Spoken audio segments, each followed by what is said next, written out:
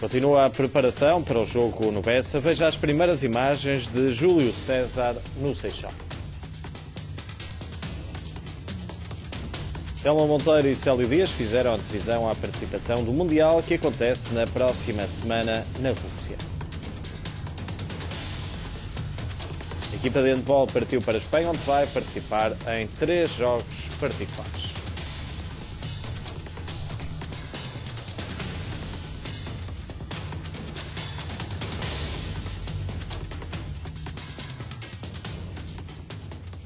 Bom dia, começamos com as primeiras imagens de Júlio César com a camisola do Benfica. Foi no treino de ontem no Seixal. Vamos então ver essas imagens do guarda-redes brasileiro que se estreou com os companheiros. Entrou no Seixal acompanhado de Arthur, Luizão e ainda Rúben Amorim. O guarda-redes do Benfica, na sessão de trabalho, nota ainda para Enzo Pérez, que fez treino integrado com o restante plantel, referir que o Benfica prepara o jogo de domingo no Bessa com o Boa Vista, um jogo marcado para as 7h30 da tarde. Este é um encontro que tem com a particularidade de ser jogado num relvado sintético. Apesar de ser um jogo fora de casa, os campeões nacionais vão ter um forte apoio. O estádio do Bessa deve ter casa cheia com muitos adeptos do Benfica. Dizer que ainda há bilhetes à venda para esta segunda jornada. A grande curiosidade para o jogo de domingo é saber se o mais recente reforço, Júlio César, vai ser convocado por Jorge Jesus. O treino de ontem foi marcado pela boa disposição por parte dos jogadores do Benfica. Estas são imagens exclusivas que dão conta do bom ambiente entre os jogadores. Aqui, nestas imagens, podemos ver o protagonista do dia, Rúben Amorim, ele a treinar também como se festeja um gol com a camisola do Benfica. Quanto ao boletim clínico, Feiza e Miriam Suleimani continuam a recuperar das intervenções cirúrgicas. Por esta hora, há novo treino no Seixal, às 9h30 da manhã. Começou então o último treino do Benfica, antes da partida para o Bessa, que acontece amanhã.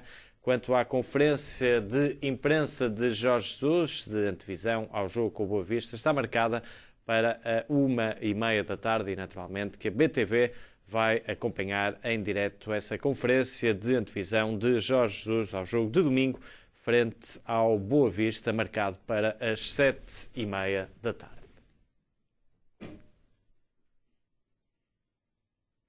Marco Ferreira é o árbitro escolhido para apitar o jogo do próximo domingo. O juiz madeirense de 37 anos foi escolhido pelo Conselho de Arbitragem da Federação Portuguesa de Futebol para o encontro da segunda jornada, depois de, na primeira, ter apitado o Arouca-Estoril, encontro que terminou empatado a 1 internacional. Desde 2013, Marco Ferreira apitou 3 jogos do Benfica na época passada, 2 no Estádio do Dragão, do Clube da Luz, perdeu por 1-0 na primeira mão da meia-final da Taça de Portugal e venceu nas grandes penalidades na meia-final da Taça da Liga.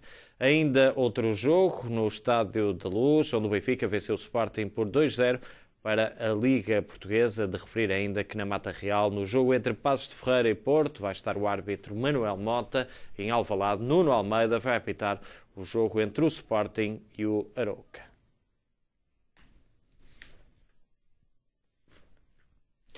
No próximo domingo, o Benfica vai voltar a jogar com o Boa Vista para o campeonato. O regresso dos achadrezados à Liga é acompanhado da estreia de Petit como treinador na Primeira Liga e ainda pela novidade do relvado sintético. Nunca um jogo da Liga Portuguesa foi disputado num campo de relva artificial. Cabe ao Benfica apadrinhar o regresso do campeonato ao estádio do Bessa e assinalar o primeiro jogo do Boa Vista em casa, depois de 6 temporadas entre a Segunda Liga e o Campeonato Nacional de Séniores, a antiga Segunda Divisão B. Sob comando de Petit, os achadrezados não entraram da melhor forma na época oficial, com a derrota em Braga por 3-0. Do 11 inicial, apenas 3 jogadores faziam parte do plantel da última temporada. Muitas mexidas num grupo que continua a ser orientado por Armando Teixeira. Petit, como sempre foi conhecido no futebol, vai no 3º ano como treinador e soma a isso a particularidade de ter jogado nos 2 clubes que este domingo entram em campo no Bessa. Curiosamente, Petit, ainda que em funções diferentes, é um dos 4 protagonistas que estiveram na última visita oficial do Benfica ao Boa Vista. O antigo internacional português foi titular no meio-campo dos encarnados, tal como o Maxi Pereira. Luizão não saiu do banco e do outro lado jogou Fari, que aos 39 anos, e já depois de passagens por Beira-Mar e Desportivo das Aves, voltou a representar a equipa da cidade do Porto. Nesse dia 6 de abril de 2008, o resultado foi um empate a 0. Fernando Chalano orientava o Benfica e lançou no 11 Kim, Maxi, Nelson, Ed Carlos, Léo, Petit, Katsouranis, Cristiano Rodrigues, Rui Costa, Nuno Gomes e Óscar Cardoso. Ángel Di Maria e Pedro Mantorras foram apostas durante o encontro. Este domingo, quase 6 anos e meio depois, novos dados serão lançados. O Boa Vista, que na última participação na Liga terminou na 9ª posição, vai tentar o primeiro triunfo da época e sabe que não pode contar com o central Fábio Hervões, capitão em Braga. No sentido inverso, o extremo Brito, um dos poucos com experiência no escalão mais alto do futebol português, deve recuperar de lesão e pode ser a novidade nos eleitos de Petit. Já sabe que pode ligar durante a manhã para o 21-715-0053. O tema, naturalmente, em destaque é o jogo de depois de amanhã no Bessa do Benfica, frente ao Boa Vista. É por aí que começamos a conversa com o nosso convidado desta manhã. Muito bom dia, André Ventura, professor universitário. Bom dia. Vamos começar por aqui, naturalmente, por este jogo no Bessa. O Benfica regressa ao Bessa, um novo Boa Vista-Benfica, um jogo histórico do futebol português. É verdade, bom dia. Acho que há aqui vários elementos que devem ser destacados. Primeiro, o facto do Boa Vista estar de volta à Primeira Liga e, enfim, de facto também deve ser dito com algum rigor que regressa à Primeira Liga de forma bastante indesejada no futebol português, porque regressa à Primeira Liga sobretudo por manobras de secretaria e não tanto pela verdade desportiva, não é? Eu tenho ouvido, isto é apenas um comentário preliminar, eu tenho ouvido de vários comentadores desportivos a análise de que, a decisão final foi de que o Boa Vista foi despromovido injustamente ou ilicitamente e, portanto, faz sentido que seja reposta essa verdade, mas isso não é o que a aplicação da lei sugere, nem é isso que temos visto. Por exemplo, em Itália, tivemos já vários casos de equipas que foram despromovidas à 2ª ou à 3ª divisão. Posteriormente, anos depois ou meses depois, os tribunais não lhes deram-lhes razão quanto à situação que foi criada, mas ninguém os subiu para a Primeira Liga de forma administrativa. Tiveram que, pela verdade desportiva, lá chegar. Portanto, eu lamento, mais uma vez, que o futebol português esteja a ser, de alguma forma, inundado destas manobras de secretaria. Acho que é mau para o futebol, desprestigia a Primeira Liga, que devia ser uma liga de grande prestígio desportivo, e, portanto, penso que não é positivo para nenhum dos intervenientes do futebol português. Em relação ao jogo em concreto, eu acho que é destacar, primeiro, já a reintegração plena em treino de Enzo Pérez e agora Júlio César também. Portanto, duas boas novidades em termos operacionais. Penso, sinceramente, que o Benfica não terá extrema dificuldade neste jogo. Penso, na minha antevisão, no caso do Boa Vista Braga, o que é que nós assistimos? Foi um Boa Vista muito inexperiente, jogadores muito inexperientes em termos de uma liga com forte pressão. Concordas com a ideia que é a equipa mais fraca desta Primeira Liga? É assim, bom, eu não tenho a certeza que será a equipa mais fraca. O que tenho a certeza é que, depois de ver este Boa Vista jogar, ainda que sob o comando de Petit com o Braga, este Boa Vista vai ter muitas dificuldades com a maior parte das equipas da Primeira Liga. Talvez possa ter alguma capacidade de manobra com 2 ou 3, mas em geral, equipas como o Marítimo, o Braga, com que jogou, o Nacional, o Passos de Ferreira, quer dizer, não antevejo ao Boa Vista qualquer capacidade de fazer frente a este tipo de equipas. Por um lado, de jogadores muito inexperientes. Mas por outro, e creio que é o mais preocupante, eu se fosse treinador do Boa Vista era com o que me preocupava mais, é um conjunto de erros defensivos que eu penso que em termos de toda a primeira jornada foi a equipa que mais se destacou por erros defensivos, porque quem visse o jogo do Boa Vista com o Braga notou que o resultado podia ter sido ainda mais favorável ao Braga, porque o Boa Vista comete na primeira parte muitos erros defensivos, na segunda foi corrigindo alguma coisa, mas muitos erros defensivos. Portanto, penso que o Boa Vista não será um adversário à altura do Sport Lisboa e Benfica para esta próxima jornada, o que não quer dizer que não tenhamos que trabalhar para o efeito de conseguirmos um bom resultado. Aqui há a destacar, enfim, conforme todos os jornais têm feito e todas as análises têm feito, há a destacar o facto de ser relevado sintético, que, enfim, é um elemento relevante, não sei se será um elemento assim tão importante como agora tem sido dito, veremos no domingo. O que se pode dizer sobre isto é, enfim, desde 1984 que não há outro relevado na Primeira Liga que não seja relva. Em 1984, creio que foi o Estádio dos Salgueiros o último a não ter relva como terreno de jogo. Agora, voltamos a um outro tipo de terreno. Gostava de dizer que há várias diferenças entre um e outro, enfim, podemos depois analisar isso. o que gostava de sublinhar é que, apesar de haver diferenças óbvias, em termos de manutenção da bola, por exemplo, para uma equipa que mantém a bola, um terreno de relva sintética é mais difícil de jogar por causa do impacto. Portanto, a bola terá uma maior capacidade de movimentação e uma maior dificuldade de retenção. Enfim, depois há aqui dados importantes, que é o relvado sintético tem sido apontado por vários especialistas como um relvado mais propenso a lesões, à criação de lesões. Basta ver o que aconteceu, por exemplo, com o Hugo, em 2003, do Sporting.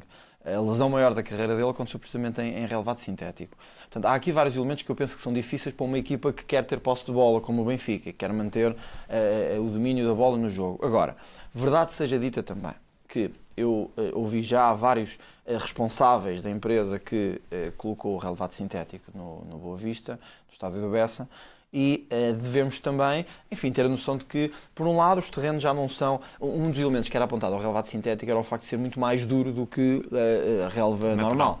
E é evidente que, em qualquer discussão, eu penso que não haverá especialista nenhum que não diga que relva em perfeitas condições é o melhor cenário para se poder jogar. A FIFA e a UEFA já o disseram várias vezes. Agora, posto isto, não nos podemos esquecer que, por um lado, o estádio Bessa já foi avaliado 3 vezes. E todos eles tiveram uma nota bastante satisfatória, creio que até a nota máxima. Portanto, isso deve deixar-nos relativamente tranquilos.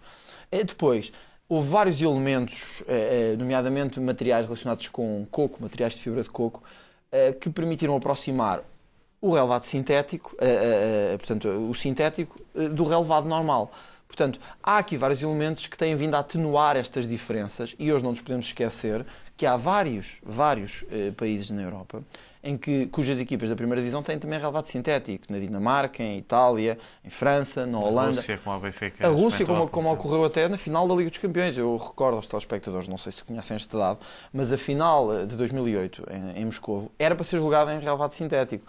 Entretanto, a UEFA não o permitiu e teve que ser feita uma substituição de última hora. Mas, portanto, isto para dizer que o Benfica não vai, enfim, deparar-se com um cenário completamente inovador e completamente inédito. Portanto, temos todas as condições, creio, do ponto de vista técnico e desportivo para vencer.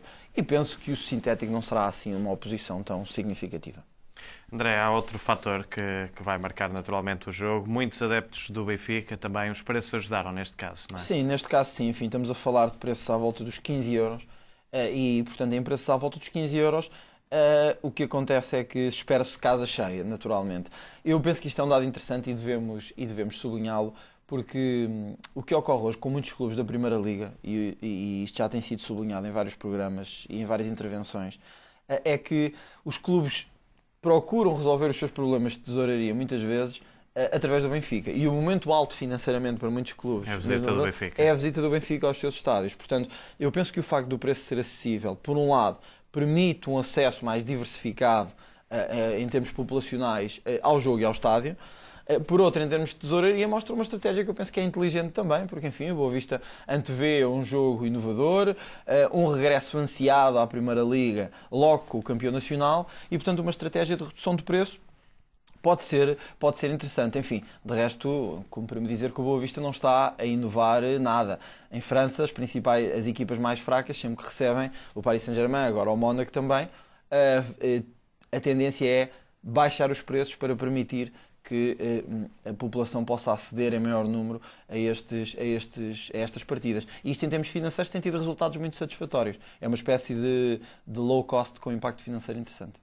Em relação a este jogo, antecede também o primeiro derby deste campeonato e um jogo sempre apetecível. Até que ponto é que o Benfica pode já estar com a cabeça nesse jogo? E, por outro lado, até que ponto é que esse jogo vai marcar uma diferença, por ser o dia que fecha o mercado, os jogadores possam estar mais concentrados e já com o futuro definido? Bom, há aqui, enfim, 2 elementos importantes, que é, desde logo o Benfica encontra-se com o Sporting no fecho do campeonato. E isto, enfim, não é escolha nem de um nem do outro, é o sorteio. Ocorre no momento em que quer o Benfica, quer o Sporting não têm ainda, ou podem não ter ainda, o plantel completamente definido. O que é que eu penso que é importante aqui? Isto tem acontecido em vários campeonatos e é importante que os jogadores estejam concentrados na situação que têm agora. Estamos a falar de jogadores profissionais. Nós sabemos que há alguns jogadores do Benfica que não sabem ainda se continuarão. Hoje o Valência voltou a insistir no interesse em Enzo Pérez. Os benfiquistas, este é um assunto que tem preocupado os benfiquistas. Eu penso que é importante para os jogadores profissionais. O Júlio César disse isso na entrevista. que deu à Benfica TV, é importante para os jogadores profissionais que joguem o momento, porque qualquer um deles que esteja no Benfica, mas que possa ir para outro clube qualquer, ou no Sporting e possa ainda ir para outro clube qualquer, quer por transação, quer por cedência, quer por empréstimo, seja como for, tem que pensar que há neste momento um bem maior, que é o Campeonato Nacional. Aliás, o Presidente disse na entrevista também à BTV que, não obstante os vários palcos em que o Benfica se move, há um objetivo principal, que é a renovação do título de campeão nacional. E, portanto, os jogadores têm que ter o profissionalismo necessário para enfrentar este jogo, colocando todas as suas características técnicas e operacionais em proveito do Benfica, ainda que estejam alguns já com segurança, outros com menos segurança de que a curto prazo ou a médio prazo poderão estar a ser, poderão viajar para outros países.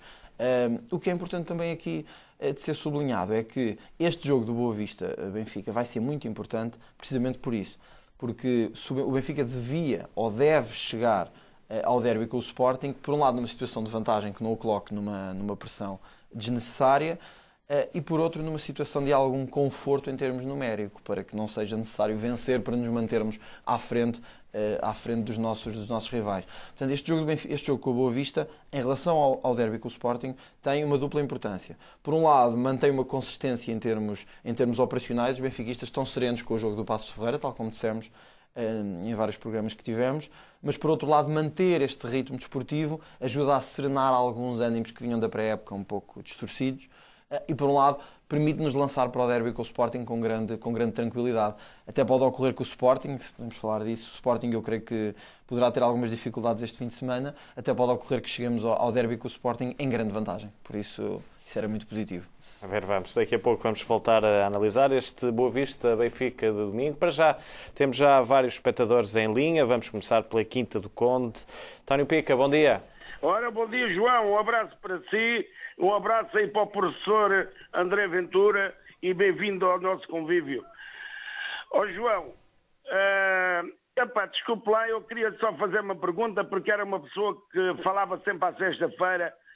O nosso amigo Pregal Colasso, não tenho tido o prazer de o ouvir, estará de férias? Está de férias. Está de férias. Pronto, professor, isto não é contra si, porque ele foi uma pessoa que nós começámos a ouvir há bastante tempo e também é do agrado de milhares de benfiquistas ouvir sempre as críticas e as crónicas do Dr. Pregal Colasso. João, eu agora queria fazer aqui um pequenino protesto, porque há um ditado lá na nossa terra que diz que quem não se sente não é filho de boa gente. Eu fui na quarta-feira ver os Júniores do Benfica ao Seixal e já é a segunda vez sou muito maltratado por um segurança. Mas isto não é queixinhas de ninguém. Eu, como sócio, e que não falhe um jogo no Seixal, para me tratarem mal, vou para o Alcochete.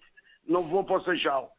Por isso aqui deixo a minha revolta e amanhã, em protesto, não vou ver o jogo da segunda equipa e estou a pensar seriamente se irei ver mais jogos ao Seixal.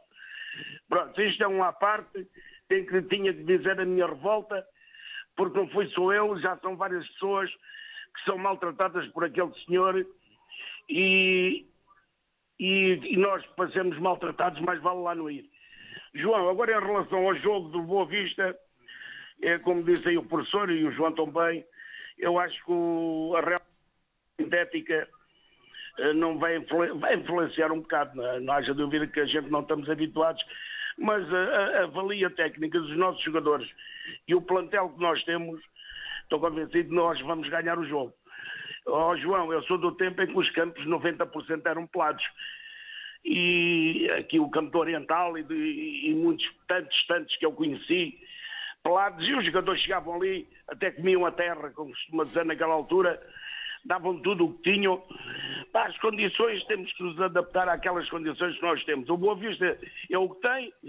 Olha, e já agora um abraço a toda a família Boa Visteira pelo regresso à primeira divisão e um grande abraço ao nosso Petit, porque ele é nosso, e que tenha muito sucesso na sua carreira desportiva, menos contra o Benfica. O resto ganha os jogos todos. João, um abraço, bom fim de semana, um abraço para o professor e é bem-vindo ao nosso programa. Olha, um abraço a todos os benfiquistas, eu não vou dizer nomes, são tantos, a toda a nação benfiquista. Um grande abraço. Obrigado, João. Muito obrigado, bom dia. Um abraço também para o António Pica. Ligou-nos da Quinta do Conde. Vamos agora até à Alemanha. Júlio Cunha, bom dia.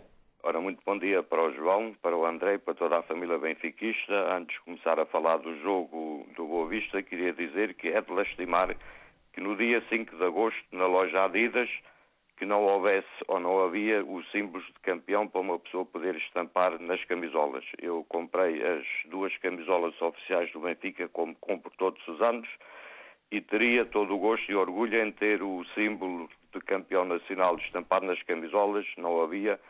É de lastimar que em agosto, que é o mês de férias, o mês que há muitos imigrantes e turistas em Portugal, o mês que a loja Adidas vende mais camisolas do Benfica e não haver o símbolo para uma pessoa poder estampar na camisola é de lastimar. Sei que a culpa não é do Benfica, mas alguma coisa deve estar aí mal. Depois agora, para falar sobre o jogo do Boa Vista, o Benfica já venceu jogos em campos cheios de neve, campos com gelo, por isso também vai vencer o jogo contra o Boa Vista na relva sintética, que o Benfica tem uma equipa que joga e ganha em casa e fora com neve ou relva sintética ou campos platos, e não vai haver assado sobre isso. E sobre o Boa Vista ter posto os preços mais baixos, preços acessíveis, acho que é muito bom. Derivada à crise que se atravessa em Portugal, é bom os preços serem um bocadinho mais baixos, por a seguinte razão: o estádio vai encher com os adeptos do Benfica e o Boa Vista vai receber ou vai arrecadar bom dinheiro para o futuro deles, e é bom para os dois lados. E vamos ganhar ao Boa Vista no domingo e vamos dar mais um passo em frente, e depois para a semana falo no próximo jogo. Um abraço para o João e para o André, um abraço muito especial para o Jacob, para o António Pica, para o Hernani Reis, para Manchester, Almir Martins França, Carlos Ferreira Tria, e para todos os outros que conhecem Portugal, um grande abraço. Viva o Benfica, o amor da minha vida, muito bom dia e um bom fim de semana. Bom dia, obrigado, um abraço também para a Alemanha e para o Júlio Cunha. Vamos agora até Queluz. Alberto Soeiro, bom dia. Bom dia, João. João, eu quero mandar não um recado, é um pedido ao Sr. António Pica, que é uma pessoa que, por aquilo que eu vejo, está pontualmente, está sempre no Seixal, e que não deixe ir por causa de um segurança qualquer, uma pessoa mal educada. Ele é benfiquista, ele é sócio, ele paga as suas cotas, tem direito de estar no nosso Seixal, e um segurança não pode fazer a má vizinhança entre os sócios do Benfica. Portanto, ao amigo António Pica, desculpe tratá-lo por amigo, mas penso que somos, embora não nos conhecemos, mas não deixe de ir ao Seixal acompanhar os miúdos, que eu sei que a formação para si é uma coisa muito grande, muito válida do nosso Benfica. Portanto, António Pica, vá ao Seixal, continua a ir ao Seixal. Por outro lado, João, eu queria abrir aqui um entre parênteses, que é para mandar para 3 profissionais da RTP, que é agora pronto, não vai hoje porque se deu uma branca dos nomes e pronto, não vai. Em relação ao tema do dia, Alberto Soeiro, o Benfica Boa Vista. Só quero mandar um beijinho para a Cláudia Lopes, uma profissional da TVI, que grávida de gêmeos e que entretanto perdeu o gêmeo, e eu queria lhe mandar, perdeu um dos gêmeos, e eu com 5 meses, e eu queria mandar-lhe um beijinho de muita amizade, porque é uma rapariga que eu gosto de ver no nosso ecrã, e que pronto, e que sinto que uma mãe o que deve sentir perder um filho aos 5 meses na sua barriga. Entretanto, em relação ao nosso Benfica, eu penso que nós vamos ganhar e não temos grandes dificuldades. E, portanto, o Boa Vista está, em princípio, está no começo, e nós temos uma equipe soberba. Nós temos uma equipe. Só queria perguntar, João, O Samaris já está, vocês aí não dizem nada, mas está tudo cheio que o Samaris é do Benfica. Quando for do Benfica, a BTV vai dar a notícia, com toda a certeza. Pronto, ok.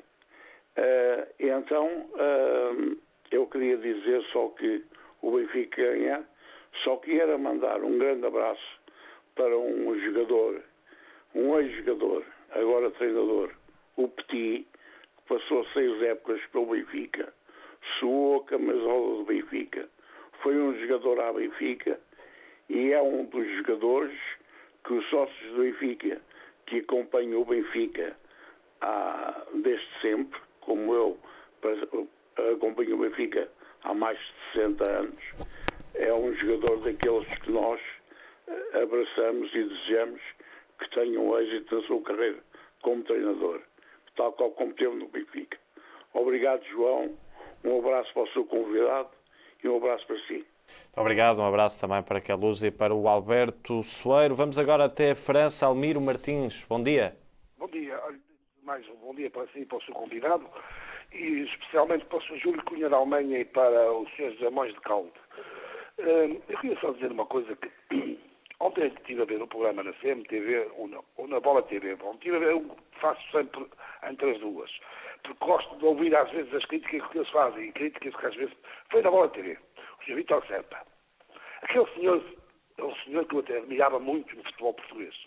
Admirava, porque era um jornalista dos 4, era um jornalista do melhor que havia. Mas ontem disse uma coisa que me deu vontade de rir. Sobre o Benfica. Que o Benfica não tem banco. Então, o Benfica, o ano passado, deixou sair o Rodrigo. Temos o Nelson Oliveira. Deixou sair o Cardoso. Temos o Verlei. Temos o Java, mais. O Java para as flores. Eu chamo isso o Java para as flores. Que não gosto desse jogador, nunca gostei. Pronto, mas não interessa. Temos o Java. Temos o Bebé. Quem é que saiu mais? Mais ninguém. Mas só saiu esses 3, mas já temos 2 a mais. Saiu o Markovic, temos para o lugar o Pizzi. Bom, o Candeias parece que não vai chegar, que vai para a Alemanha. Mas temos do lado esquerdo não saiu ninguém. Está o Suleiman e está o Gaetan. No meio do campo, quem é que saiu? Matic? Se é o que dizem, se é o que dizem é o Samaris. Agora temos aí o Talisca, que é um bom jogador. Quem é que saiu mais? Na defesa temos o Lisandro Lopes para o lugar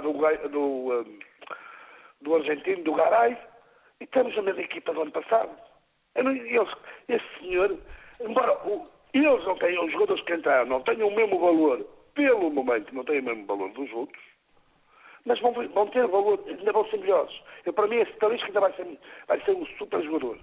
Tem futebol nas pernas. E temos esse miúdo que está na equipa D, o João Teixeira, que eu gostaria muito dele na época, é que apostar nele. Nós temos banco. Agora está já a dar a derrota ao Benfica no campeonato. Esse senhor, o Vítor Serpa, para mim, automaticamente, só por aquilo que ele disse, fiquei muito decepcionado com ele. E olha, parabéns a todos os benfiquistas espalhados pelo mundo, e ao Sr. Júlio Cunha, que o meu contacto já o veio aí na... como é que é dizer isso em português? Desculpem que tenho agora uma branca. Bom, quando me atenderam aí o telefone, já deixei os meus contatos para o Sr. Júlio Cunha da Alemanha e tenho prazer em falar com ele. Obrigado e parabéns a todos os benfiquistas. Muito obrigado, bom dia, um abraço para a França e para o Almiro Martins. Vamos agora até Louras, Olinda Ramos, bom dia. Bom dia, olá. É o seguinte, eu acho que o Benfica não vai ter problemas no Bessa, tirando o piso, claro. Mas há uma coisa que me revolta, que é o Boa Vista descer por causa do João Loureiro e subir com o João Loureiro. Revolta-me, porque realmente ele era um homem que eu até gostava muito, mas nas escutas ele é muito mafioso e isso é uma revolta que eu tenho. Não tenho nada contra a Boa Vista, mas acho que não está certo, e eu gosto das coisas certinhas e direitinhas, claro. Muita sorte para o Petit, gosto muito dele, mas não no domingo. Bom dia e obrigada. Muito bom dia, obrigado. Fechamos para já esta ronda pelos telefonemas com a Olinda Ramos, que nos ligou de Louros. André, ouvimos aqui mais uma vez esta questão, é o problema das escutas não terem sido válidas, não é? Aqui, bom, enfim, só para os telespectadores perceberem um pouco o que está em causa, os processos disciplinares têm também uma importante componente de investigação, não é? Uma investigação para verificar se houve ou não factos ilícitos em que um clube procurou, de alguma forma ou de outra, manipular a verdade desportiva, manipular a verdade financeira, seja que tipo de verdade. E a utilização de elementos que foram utilizados em processos crime para os processos disciplinares é um elemento problemático em Portugal, não pelo Boa Vista, não pelo Benfica, não pelo Porto, mas sobretudo face à nossa Constituição e face à nossa legislação. Enfim, sem querer amassar muitos telespectadores com isto, as escutas como meio de investigação criminal são isso mesmo, um meio de investigação no âmbito do processo criminal. Houve vários pareceres e várias decisões que restringiram a utilização desses meios à investigação criminal. Ora, quando transpomos esses meios para a investigação administrativa ou disciplinar, estamos, enfim, nos termos da lei que temos hoje, noutros países não é assim, aqui estaremos a violar de alguma forma o regime vigente nesta matéria e, portanto, estamos a utilizar elementos de uma fonte que não são possíveis de ser utilizados. No fundo, estava aqui aberta uma válvula de escape, que era... Mas, André, alguém autorizou essas escutas, Com certeza, alguém autorizou. E elas são conhecidas e as pessoas ouviram e não percebem. Claro, e quer dizer, é uma questão de verdade, é como a última telespectadora dizia, nós podemos pegar-nos em aspectos formais, que as escutas não são validadas, que não é possível de ser utilizado, o processo não pode seguir por essa via, não há prova suficiente. Mas quer dizer, eu até admito, do ponto de vista processual, que as escutas possam não ser validadas, como já aconteceu. Agora, se nós sabemos qual é a verdade, porque a ouvimos e todos a escutamos... Ou seja, ninguém rebate a veracidade dos factos, apenas a forma como se chegou à verdade. Não é? João, nem os próprios podem rebater, porque ouviram a sua própria voz e a voz de outros, não é? Agora, o que devia ter sido feito era uma investigação mais aprofundada com outros meios, porque simplesmente dizer estes não funcionam, o processo vai todo por água abaixo, é o que acontece muitas vezes na nossa justiça, com os resultados que conhecemos, que é absolvições por falta de provas, provas que depois não são validadas, etc, etc. Foi o que aconteceu no apeitorado. E, enfim, foi o que aconteceu. Eu não quero aqui dizer que a forma e as formalidades não são importantes. Havia um importante jurista que dizia que a forma é a irmã gêmea da liberdade. Portanto, existir forma e procedimento dá-nos garantias. Agora, quando todos ouvimos a verdade, quando a verdade está à frente dos nossos olhos e nos nossos ouvidos, e nós não somos capazes de investigar mais para aprofundar essa verdade, é isso que me custa. Esta última telespectadora tocou num ponto que eu penso que é importante, que é o Boa Vista desce com João Loureiro e sobe outra vez com João Loureiro. O que está mal aqui é isso mesmo, eu não vou entrar em detalhes sobre o processo criminal e sobre o processo disciplinar. Agora, o que é lamentável é que um clube não chega à Primeira Liga pela via da verdade desportiva, quando muitos outros se esforçam todos os dias para chegar à Primeira Liga de Futebol e outros chegam por manobras de secretaria, enfim, que me fazem recordar, eu já disse isto aqui noutros programas, que me fazem recordar a recente eleição para a Liga Portuguesa de Futebol. E ainda recebem milhões, não é? E ainda recebem milhões. Exatamente. Bem, fica então feito este esclarecimento. No programa Aquecimento de ontem foi abordada a deslocação do Benfica ao estádio do Bessa. Pedro Mantorras recordou um golo marcado no terreno do Boa Vista. Carlos Janela e José Calado analisaram a estreia do relvado artificial na Liga Portuguesa. Dou também os parabéns a não só hoje o treinador do Boa Vista. Aí está. Lá o do Boa Vista. Jogava com o Petit, com Simãozinho. Simãozinho. Aí saí do banco e estava lá que Deus deu. Aí já estava limitado. Já estava aqui? Já estava limitado. Mas marcava? Não é preciso correr muito, a bola é que corre, não preciso correr muito. Então, foi bom. E foi também aqui campeão nacional no Bessa? Não, esse jogo não. Em 2005, mas fez a festa do título em 2005? No Bessa, sim. Portanto, é um estádio que lhe traz boas memórias também. Boas memórias, sim. Para além daquela partida em que sofreu 42 faltas. Tantas faltas, então é complicado, mas pronto, eu estava a dizer que hoje o Boa Vista está na primeira divisão, não? E tenho que também, o treinador hoje do Boa Vista foi um colega meu, e tive muitas alegrias também com hoje o treinador do Boa Vista, que é o Petit, não só. É um treinador certo mesmo para o Boa Vista, porque... Mas alguma vez imaginou que o Petit ia dar treinador quando jogava com ele? Porque ele queria sempre... Como que eu sei e que nós falávamos, não só, porque é um grande homem. Em termos regulamentares, só não se pode jogar a final do Campeonato do Mundo num piso sintético. A FIFA e o seu gabinete de estudos é muito criterioso. Hoje, os pisos sintéticos da nova geração são muito parecidos, muito semelhantes, porque são feitos com a mais alta tecnologia com os relevados naturais. Agora, não substituem os grandes ou os bons relevados naturais. Ou seja, se entrarmos como termo de comparação, que é isso que é comparável, entre o melhor relevado natural e o melhor piso sintético, obviamente, para o jogo, para a parte técnica do jogo, para a qualidade de movimento do jogo, o piso natural é melhor. Agora, todos nós sabemos que nem todos os campos neste país estão em boas condições. Ora, não estando em melhores condições, pressupõe-se que não tenha manutenção adequada. Um bom sintético não precisa de uma grande manutenção, nem uma manutenção muito qualificada. E a manutenção custa metade do preço. Exatamente. Não, é inevitável que vai haver uma diferença, não é uma pequena diferença, é uma diferença abismal. Eu já tive a oportunidade, na altura, provavelmente o sintético não tinha a mesma qualidade que tem agora, mas a qualidade de jogo vai baixar. A nível técnico vai baixar consideravelmente. É mais difícil que dominar a bola salta muito. A bola salta muito mais, a bola não rola como rola na relva quando a relva está molhada, principalmente no Estádio da Luz. Antes do jogo molha sempre a relva, porque geralmente a equipa que ataca, para o jogo ser mais rápido, para desmobilizar sempre as defensivas contrárias, é melhor a relva estar assim, porque assim a bola corre muito mais rápido. O sintético, a bola vai saltar mais, obrigatoriamente vai ter que se usar outro tipo de chuteiras, não se usa as mesmas chuteiras que se está habituado a utilizar no dia-a-dia. É claro que a equipa tem tempo para se preparar, mas a qualidade de jogo não tem nada a ver do que seja no relvado natural. Pedro Mantorres.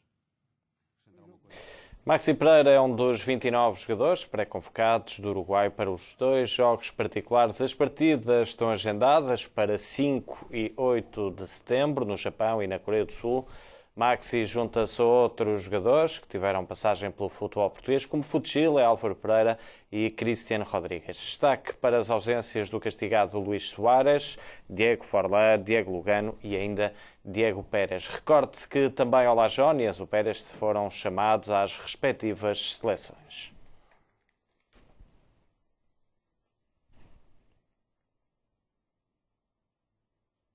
Tudo em aberto para o acesso à fase de grupos da Liga Europa. As equipas portuguesas entraram em campo esta quinta-feira nos jogos da primeira mão do play-off de acesso à fase de grupos da competição. O Nacional da Madeira saiu derrotado por 2-0 frente ao Dinamo Minsk e o Rio Ave perdeu por 2-1 frente ao Elfsborg. De referir ainda que Oscar Cardoso marcou na estreia pelo Trabzonspor.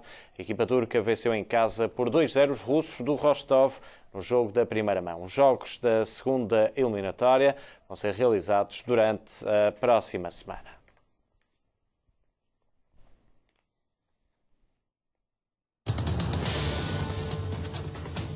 Então, Monteiro e Célio Dias fizeram a divisão à participação do Mundial para ver daqui a pouco.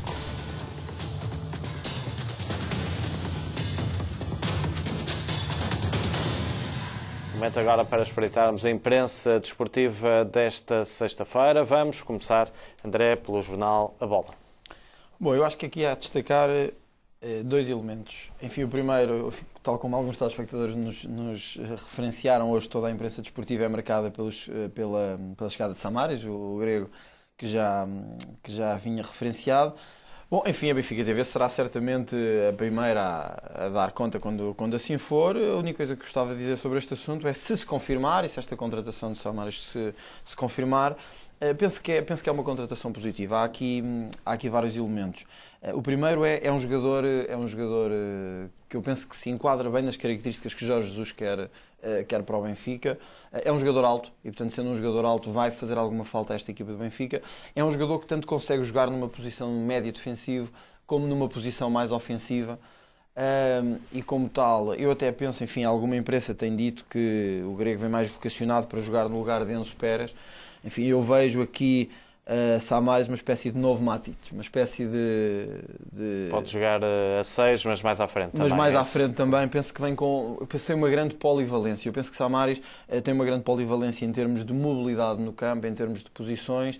Tanto pode jogar como um médio defensivo, como pode jogar um pouco mais à frente. E, portanto, vai permitir ao Benfica ter aqui uma grande margem de manobra. É, portanto, um jogador também novo, creio que Samaris tem 25 anos. Apesar disso, já experiente, não é? Já jogou no Mundial, jogou já a Liga dos Campeões. Foi, aliás, um destacado na última participação da Grécia no Brasil. Enfim, Há alguns elementos muito positivos. Penso que é um jogador que vem enquadrado naquele mercado em que o Benfica agora opera, que é um mercado de jogadores, enfim, de valor médio elevado. Precisamente para nas mãos de Jorge Jesus, eu penso que Samaris tem todo o potencial para nas mãos de Jorge Jesus ser altamente valorizado. Eu creio que, para além disso, eu ouvi algumas críticas no sentido de dizer que isto foi um negócio de cerca de 10 milhões. E ouvi algumas críticas no sentido de que estamos a falar de um jogador que só teve ainda uma participação em termos de campeonato de primeira liga e tem uma participação e não era sequer titular da seleção grega até ao último Mundial. Mas bom, é preciso não esquecer que Samaris tem 25 anos. Portanto, enfim, se temos casos em que este tipo de participações a alto nível ocorrem muito mais cedo, eu creio que Samaris tem tido um percurso sui generis e não é aqui uma defesa da contratação a confirmar-se do Benfica. Trata-se de um percurso marcado por alguns contratempos, hoje não é o dia de falarmos sobre isso, mas marcado por alguns contratempos e sobretudo porque nem sempre encontrou nas equipas por onde foi passando o seu lugar. Eu penso que no Benfica Samaris vai encontrar este lugar, porque vai encontrar uma equipa capaz de trabalhar com o seu estilo de jogo, com as suas características físicas, e sobretudo nas mãos de Jorge Jesus, ou, tal como aconteceu com vários jogadores que já mencionámos, nas mãos de Jorge Jesus, Samaris tem todo o potencial para se foi aconselhado por um jogador que ele próprio refere como ídolo, Katsuranis, não é? Exatamente. Muito diz aos benfiquistas. E portanto, isso só mostra que se vai integrar perfeitamente na família benfiquista, que é uma contratação a confirmar-se, e eu sublinho isto porque não é nada ainda oficial. Como tal, eu penso que não cabe aos órgãos do Benfica ainda pronunciar-se sobre essa matéria, mas quando assim ocorrer, seremos certamente os primeiros a falar sobre isso. Gostava de destacar ainda aqui na bola, enfim, como sempre, quer a bola, quer o jogo tocam neste ponto. O presidente do Sporting, Bruno de Carvalho, voltou a tocar na estratégia do Benfica, dizendo que, e sublinha a bola, o presidente dos Leões questiona a situação financeira e contabilística do Benfica, do rival, e faz isto no âmbito da resposta às críticas sobre o perdão da dívida que garante não ter existido. Enfim, eu penso que aqui é importante recordarmos isto, que o Bruno Carvalho tem-se destacado por, ao invés de responder às críticas que lhe são colocadas em termos de gestão desportiva, lançar para o Benfica a granada dos problemas. Não foi, eu já sublinhei isto noutros programas, nomeadamente no Contas Feitas, Dúvidas Desfeitas, creio que também com o João. Não foi o Benfica que teve uma reestruturação financeira e que solicitou uma reestruturação financeira ao Banco Espírito Santo. Portanto, é importante que isto fique claro, que eu não sei ainda, e eu sempre o disse, que eu não sei se estamos a falar de um perdão de dívida, mas com isto de um banco bom e de um banco mau, e com a incapacidade ainda de prevermos onde é que a dívida do Sporting se vai integrar, nós podemos estar a falar aqui de um verdadeiro perdão. Já falámos sobre isto, já falámos da situação dos valores obrigatoriamente convertíveis em ações, os valores mobiliários obrigatoriamente convertíveis em ações. Portanto, o que é que temos aqui? Temos aqui a possibilidade de estarmos perante um dos maiores perdões da história do futebol a um clube, porque se dá o caso do banco entrar no processo de liquidação, esta dívida do Sporting ela já foi remetida para daqui a 20 anos. Com o processo de reestruturação, com o processo de liquidação do banco, muito demorado, como vai ser certamente a liquidação da situação do Banco Espírito Santo, nós podemos estar aqui perante um dos perdões de dívida mais significativos da história. Até o José Eduardo Muniz já sublinhou este ponto. Já disse que podemos bem estar perante um perdão de dívida. Portanto, quando o Bruno Carvalho diz que esta estratégia de acusações do Benfica, por um lado, é patética. Por outro lado, vem lançar crítica à nossa situação contabilística. Quer dizer, esta ainda tem mais graça, porque o Sporting é, aliás, dos poucos clubes neste momento na Primeira Liga cujo relato de contas aos órgãos de fiscalização é extremamente duvidoso. A estratégia de consolidação financeira é extremamente duvidosa, o relato de contas não existe, e se nós formos consultar as contas do Sporting aos órgãos de fiscalização, quer à CMVM, quer aos outros órgãos de fiscalização, o que encontramos é muito pouca informação, e, portanto, tem muita graça Bruno Carvalho vir falar das contas do Benfica quando o processo de consolidação do Benfica é claro, o relato contabilístico e financeiro do Benfica é claro e as contas são claras. Para além disso, o passivo do Sporting, eu penso que é melhor nem falarmos sobre isso, porque se vamos apontar lanças ao passivo do Benfica e do Futebol Clube do Porto, eu acho que o Bruno Carvalho só pode acontecer uma de duas coisas.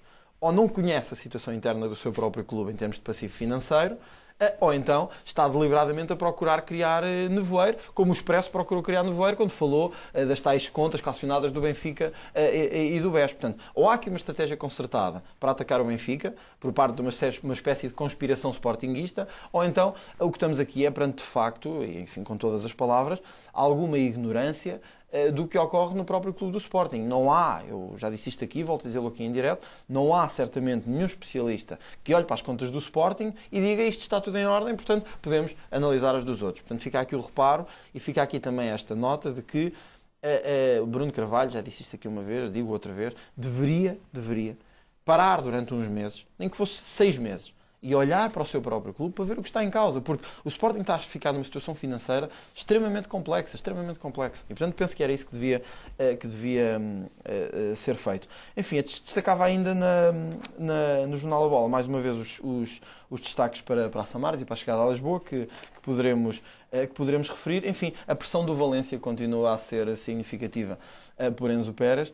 Eu espero que não se concretize. Eu particularmente gosto muito de ver o Enzo Pérez jogar no Benfica. Acho que faz falta no Benfica. Acho que até se notou no jogo da última jornada com o Passos de Ferreira que Enzo Pérez é um elemento importante. Eu falei disto no outro programa também. A presença ou não presença de Enzo Pérez em campo altera o ritmo de jogo de todos os outros jogadores em redor. E, portanto, se Sálvio é um elemento mobilizador, eu diria que Enzo Pérez é um elemento estabilizador. Portanto, consegue dar uma certa segurança ao jogo e imprimir também um determinado ritmo que eu penso que é importante. Nesse sentido, espero que esta... É uma questão que se vai prolongar até o dia 31? Provavelmente, quando fecha o mercado na Europa... da cláusula de rescisão, na Europa Ocidental. Basta acionarem. O Presidente já disse que Enzo sairia pela cláusula de rescisão. Para sair teria que ser pela cláusula de rescisão. João, mas deixa-me dizer-te que eu tenho ouvido, enfim, algumas críticas a isto. Eu penso que isto é um modelo de negócio acertado. Quer dizer, se nós estamos perante um jogador que é um ativo e uma mais-valia. Se estamos perante um jogador que, como vimos na época passada, é fundamental para os resultados desportivos do Sport Lisboa e Benfica, nós só podemos permitir que saia pela cláusula de rescisão, quer dizer, é o que manda a boa gestão desportiva. Eu acho que aí o Luís Filipe Vieira é extremamente prudente. Mas, sublinho, espero que não se venha, sinceramente, como benfiquista, espero que não se venha a concretizar. Gostava ainda de sublinhar, quer o Record, quer a Bola fazem grande destaque disto. Aliás, o Sporting praticamente vive disto esta semana. O regresso de Nani, a camisola 77. Penso que está a ser um sucesso de venda já no clube. Enfim, como disse também, já tive a oportunidade de dizer, Nani é sem dúvida um jogador fundamental. Não há dúvida nenhuma, nós todos acompanhámos o seu percurso, quer em Portugal, quer no Manchester, e portanto, até na Seleção Nacional, e portanto conhecemos as características deste jogador. Penso até que no Brasil, Nani continuou a manter uma boa prestação, mesmo quando a equipa se vinha abaixo em termos de motivação. Agora, o que me parece é que face a estas características desta equipa do Sporting e estas contratações que têm vindo a ser feitas, Nani não vai ter a mesma facilidade de jogar como teve, por exemplo, no Manchester em termos de desenvolvimento de jogo. Quer dizer, Nani não pode integrar-se neste plantel do Sporting como estava a jogar no Manchester United ou como joga na seleção nacional. Eu penso até, e pode ser que eu me engane, se Nani já jogar este fim de semana, vamos tirar isto a limpo. Eu penso até que Nani vai ter sérias dificuldades em integrar-se neste plantel do Sporting. Não humanamente, porque Nani é um jogador querido no clube de Alvalade, mas sobretudo porque estas características técnicas do Sporting não lhe vão permitir desenvolver-se assim tanto. Eu já disse isto. No último jogo, depois da expulsão de William Carvalho, o Sporting optou por uma estratégia de manter uma estratégia ofensiva. Eu penso que teria sido melhor uma estratégia mais defensiva e viu-se como uma estratégia mais defensiva, provavelmente um 5-2-2, teria mantido o resultado, em vez de levar a um empate como acabou por levar. Ora, o Sporting vai continuar a apresentar-se mais ofensivo, penso eu. Nesta ânsia, o Sporting tem que mostrar resultados a muito curto prazo, portanto vai-se manter com uma postura essencialmente ofensiva e isso não vai ser bom para Nani. Eu penso que Nani vai ter nesse sentido, vamos ver este fim de semana, mas penso que Nani vai ter... André, vamos avançar também na revista da imprensa. Gostava ainda de destacar aqui em relação no Jornal O Jogo, enfim, o destaque para Ruben Neves. Está de facto a ser uma surpresa. Este rapaz que tem 17 anos e como tal é uma boa surpresa. Claro que o que acontece aqui é um pouco o que acontece muitas vezes no Futebol Clube do Porto. O Porto há um jogo ou outro que alguém em que alguém se destaca pela positiva, neste caso tem ainda um elemento de ser particularmente jovem, Ruben Neves tem 17 anos, é portanto um jogador bastante novo, e já se pensa que vai ser o Salvador Futebol Clube do Porto para esta e para outras épocas. Enfim, do que eu vi em relação ao jogo, já tive a oportunidade de dizer isto também, o Futebol Clube do Porto apresentou-se relativamente bem no jogo, mas ainda com muita desorientação. E, portanto, muita desorientação. Eu disse isto também, Lopetegui ainda não me convenceu como treinador. Ruben Neves, ao contrário do que tem sido dito também, enfim, do que eu pude ver, também não me convenceu ainda, apesar do golo e apesar de ter sido um jogador importante, penso que para alguns até o homem do jogo, não me convenceu ainda como jogador. Portanto, sublinhava esta euforia jornalística à volta de Ruben Neves para dizer que, pode ser que eu me engane também, mas para dizer que penso que isto vai durar 3 ou 4 jornadas. A ver, vamos. André, temos mesmo que fazer um curto intervalo. Daqui a pouco estamos de regresso. Até já.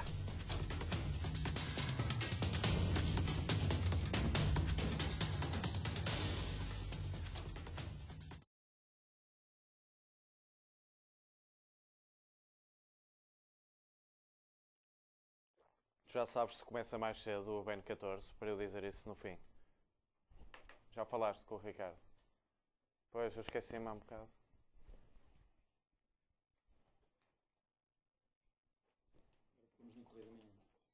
Daqui um bocadinho vamos pegar. Isto é só desgraças. Isto tem sido... Ou matam uma criança em água a ferver, ou é os confrontos, ou é um segurança que é morto no Algarve. É só.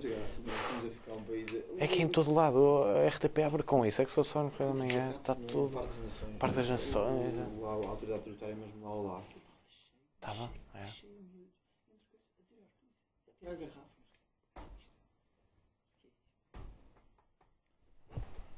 José Francisco Lagos.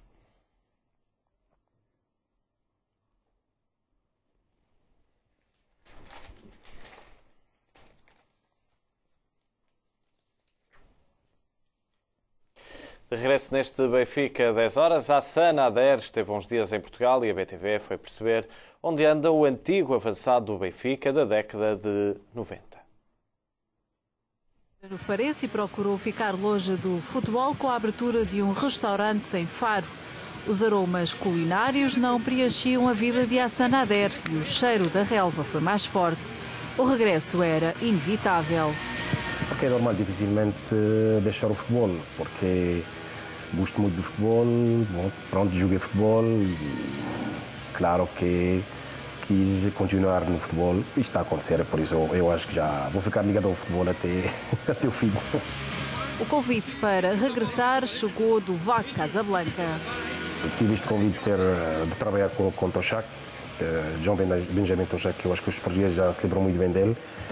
E é claro que aceitei, porque trabalhar com o treinador como o Toshak já é um grande orgulho para mim trabalhar com ele e, sobretudo, servir o meu clube. 17 anos passaram desde a passagem pelo Benfica.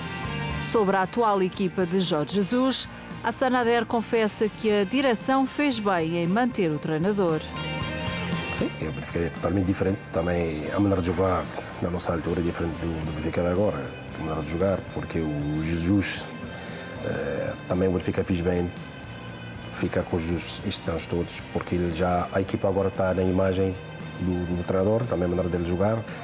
Não tem que esperar que o Benfica vai realizar aquele que conseguiu fazer na época passada, porque dificilmente vai ganhar outra vez tudo e até chegar na final da Europa League.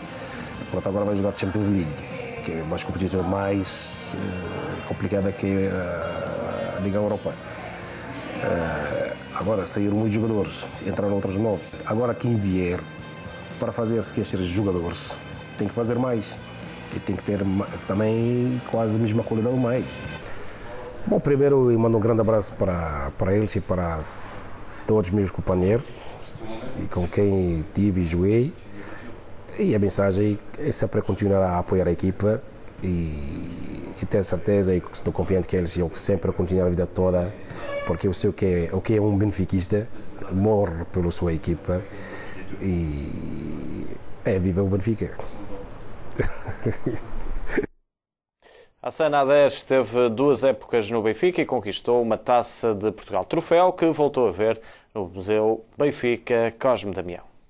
convite da BTV, a Sanader pôde ver as conquistas da última época desportiva e nada melhor do que uma visita ao Museu Benfica Cosme Damião.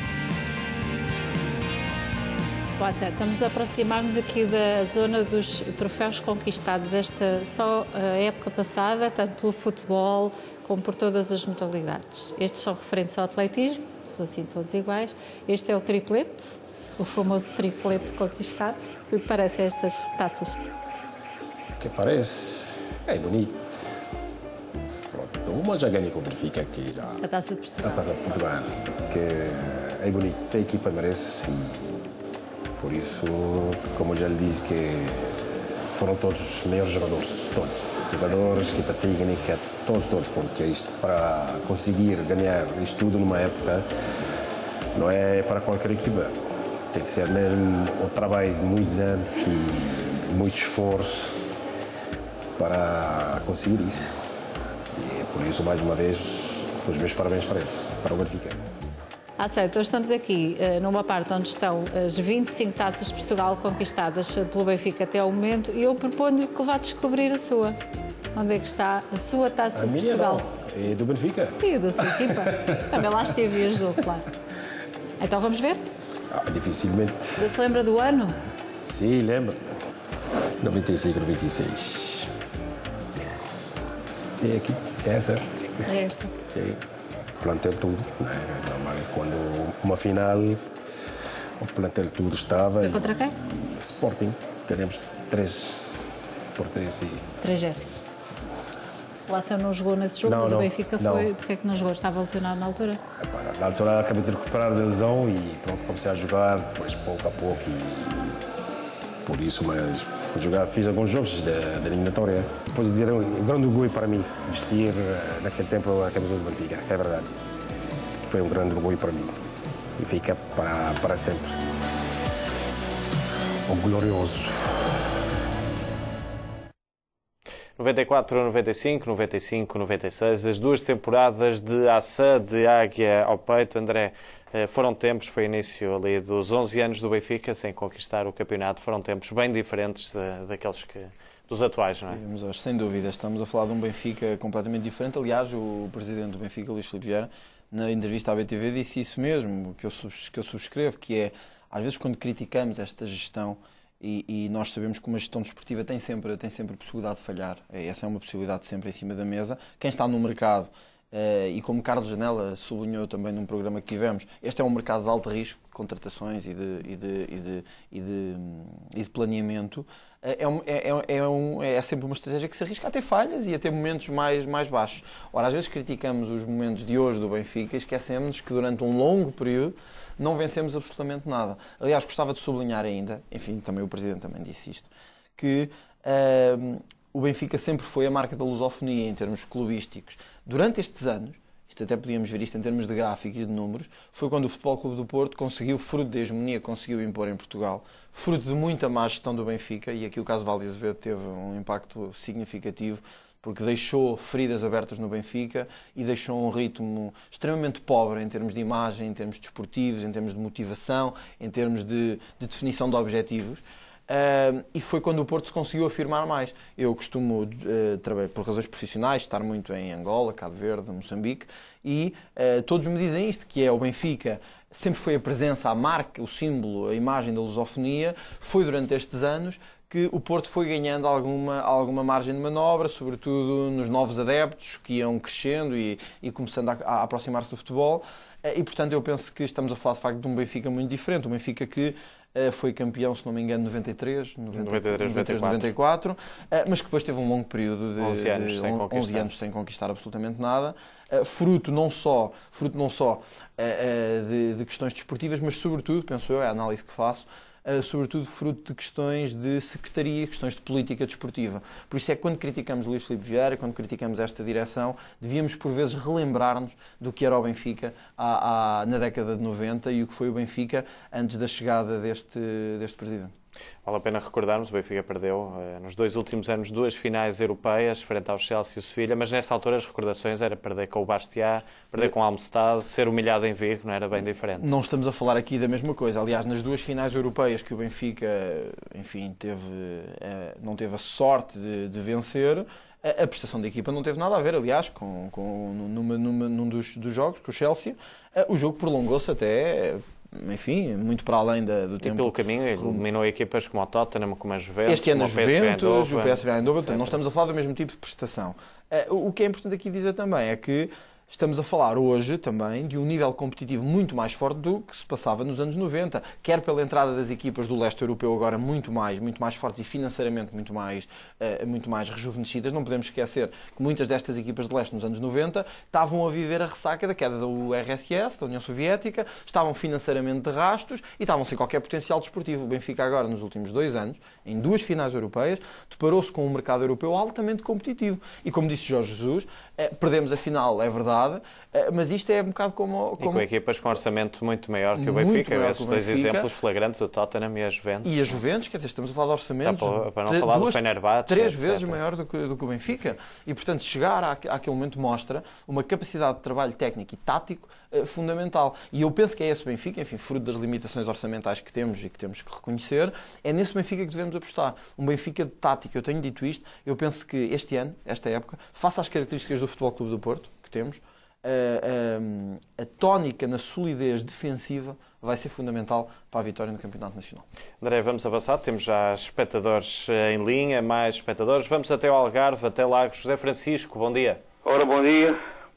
Um abraço cheio de saúde para vocês dois aí no estúdio e a todos os benfiquistas femininos e masculinos espalhados pelo mundo.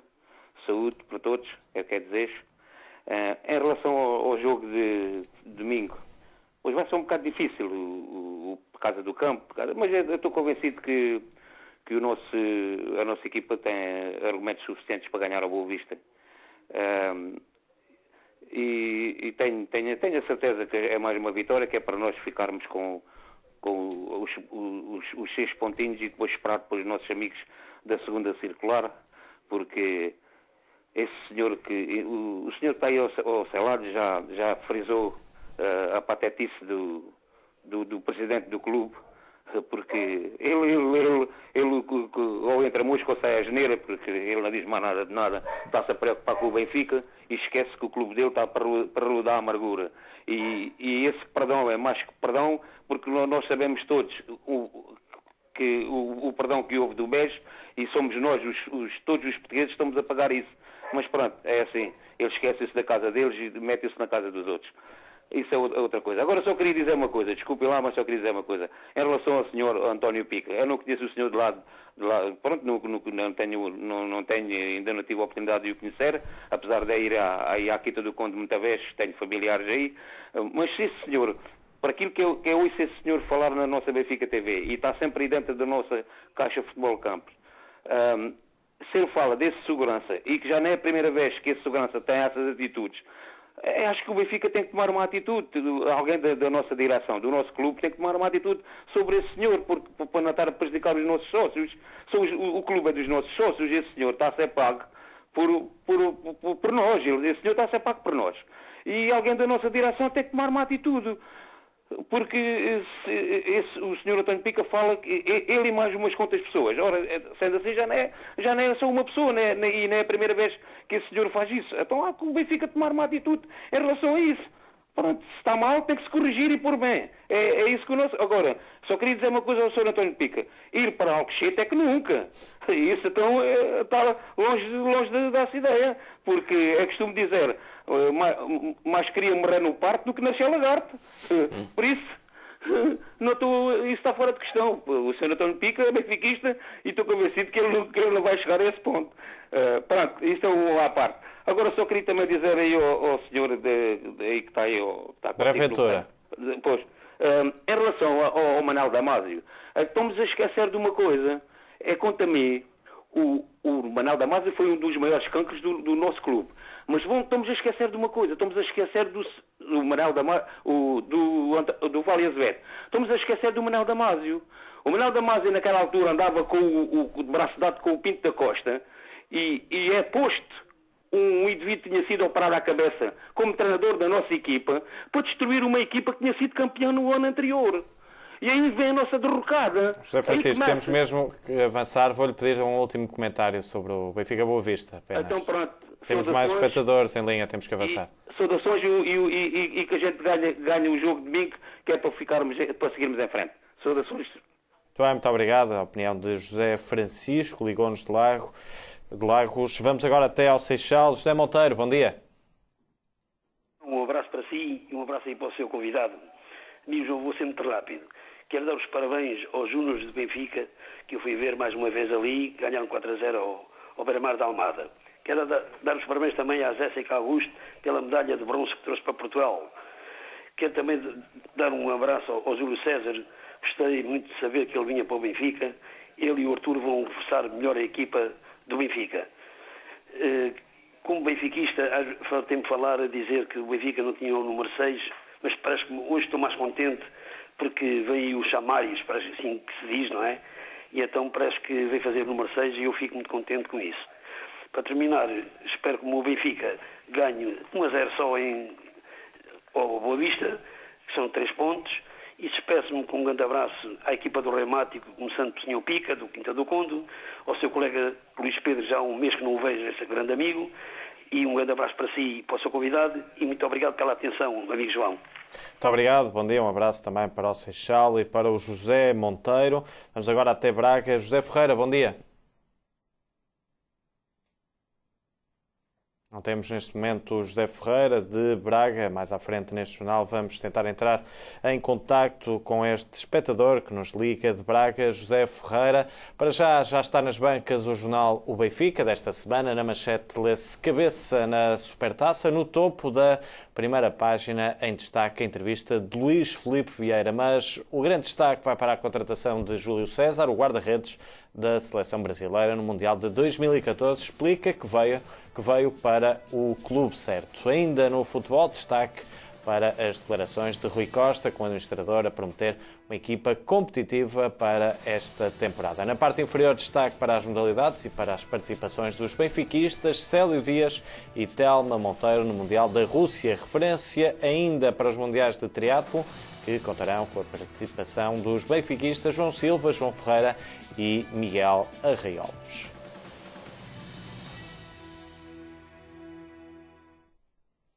Estreou ontem mais um Premier League World Show. Esta semana, a justa homenagem a um dos homens mais emblemáticos da última década do futebol inglês, o ex-árbitro Howard Webb.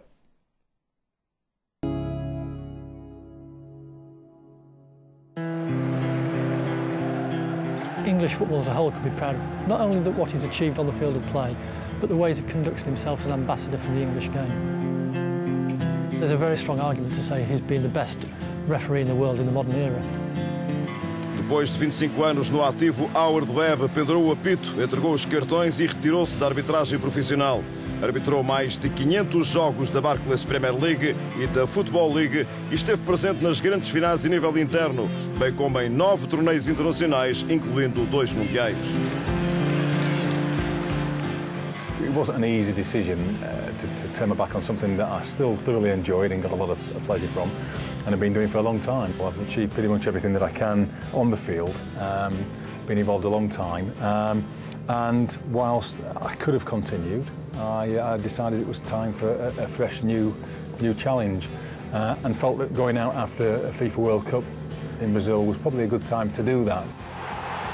I calculated a couple of days ago, 296 games I think I refereed on the Premier League over the 11 seasons that I was involved, and looking back to 2003, the game has changed. If you look back on games on video from that time, you can see that the game's got a lot quicker, the ball moves around a lot faster.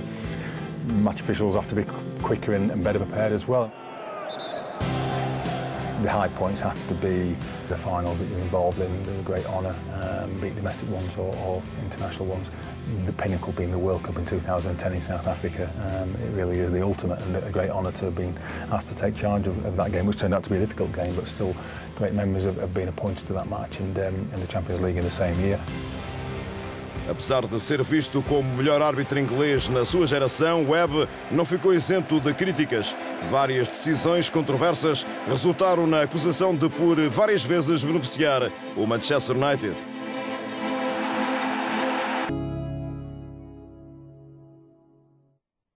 No futebol jovem do Benfica, 6 jogadores dos juvenis foram chamados para a Seleção Nacional de Sub-17, que vai participar no Torneio Internacional de Inglaterra. Jetson Fernandes, José Gomes, João Tavares, Pedro Pereira, Ricardo Mangas e Tiago Dias foram os benfiquistas chamados pelo selecionador Filipe Ramos. A prova vai ter lugar em Burton entre os dias 25 de agosto e 1 de setembro.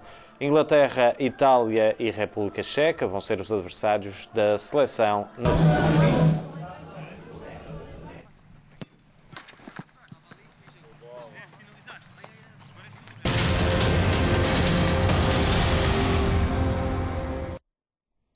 Os judocas do Benfica, Telma Monteiro e Célio Dias, estão de partida para a Rússia, onde vão representar Portugal no Mundial da modalidade. À BTV, os judocas definiram os objetivos nesta competição. 3 vezes no segundo lugar de um Mundial, mas a última prata remonta a 2010. No ano passado foi mesmo eliminada de forma precoce na competição. Após um período de adaptação às novas regras, Telma Monteiro encara de novo esta prova com a confiança que a fez ser feliz. Eu penso desde o ano passado em que ocorreram essas mudanças a 100%, que era a situação de não podermos agarrar as pernas em qualquer circunstância. Até 2012 podíamos agarrar desde que houvesse um desequilíbrio primeiro. Desde o ano passado que eu tenho vindo a melhorar bastante e este ano sinto-me muito melhor do que estava o ano passado em relação a esse aspecto técnico-tático, e isso dá-me confiança para entrar na competição a 100%. O que me deixa tranquila neste momento é que sem que fiz todo o trabalho que podia ter feito, sem que desde o princípio que vai ser uma competição muito forte, muito competitiva. Algumas das melhores atletas do mundo não são cabeças de série e logo aí sabemos que vão existir primeiros combates muito fortes, mas eu preparei-me bem e estou confiante nas minhas capacidades. Aos 28 anos, a judoca do Benfica mantém a mesma ambição do início da carreira. Ela que já este ano conquistou a medalha de bronze no Europeu. O facto de saber que tenho vindo a melhorar bastante dá-me motivação extra para competir e sempre com muita garra, porque eu sempre que luto, sempre qualquer combate que eu entre sempre para ganhar, e eu sei que para ganhar tenho que lutar com toda a garra que tenho. E, portanto, se me perguntassem agora ou há 10 anos atrás, obviamente sou uma atleta muito mais madura, com muito mais experiência, e isso também pesa a meu favor, mas tenho muita garra, não diferencio a garra que tenho agora da garra que tinha quando tinha 18 anos. Quanto a Célio Dias, estreou-se o ano passado ainda com idade de júnior em mundiais séniores e conseguiu logo um 7º lugar. Depois, após uma lesão de 10 meses, voltou à competição já este ano no Open Pan-Americano de Miami e conseguiu a medalha de bronze. Foi uma medalha importante na medida em que veio dar mais motivação e vontade de continuar a lutar pelos meus objetivos, mas acho que neste nível não faz sentido nós levarmos expectativas de uma prova para a outra, até porque a prova de Miami teve contornos especiais e muito diferentes daqueles que vou encontrar no Mundial, e acho que faz sentido sim pensarmos competição a competição. Neste primeiro ano de sénior, o atleta quer começar a confirmar os predicados que deixou nos escalões de formação. Não é por essa falta de conhecimento ou menos experiência que eu tenha que isso vai contar no dia da competição. Acho que no dia da competição vou estar ao melhor para lutar com os melhores. Com o meu treinador, nós não falamos muito acerca da prova, porque sabemos que eu na altura da prova vou lutar e acreditar sempre que posso ganhar e projetar os melhores do mundo, e acho que temos conversas que vêm a sustentar a minha motivação e a minha confiança. Este Campeonato do Mundo de Judo decorre em Chelyabinsk, na Rússia, a partir de segunda-feira, com os judocas benfiquistas a entrarem em prova mais tarde. Na quarta, Telma Monteiro. Na sexta-feira é a vez de Célio Dias subir ao tatame. Quanto à equipa de handball, já está em Espanha, onde vai realizar 3 jogos particulares que vão servir de teste para a apresentação aos sócios na próxima semana. O arranque oficial da nova época está agendado para 26 de agosto, jogo de apresentação oficial da equipa. E até lá continuam os preparativos para a nova época. Com 2 jogos já realizados, Mariano Ortega mostra-se confiante, mas confessa existirem alguns pontos por afinar.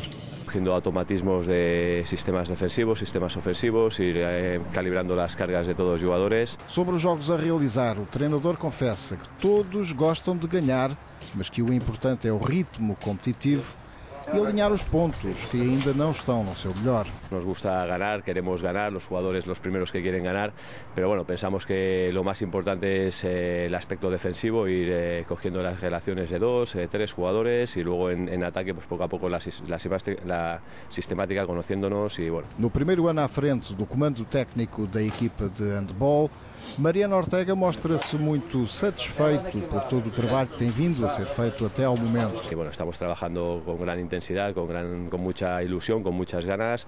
Importante, pues bueno, el ir haciendo equipo para afrontar el campeonato, que es importante. A equipa de handball realiza esta sexta-feira o primeiro de 3 jogos frente ao Balonmano Zamora e no sábado e domingo defronta as equipas do Gofit Sinfim e o Juan Fersa Rijon.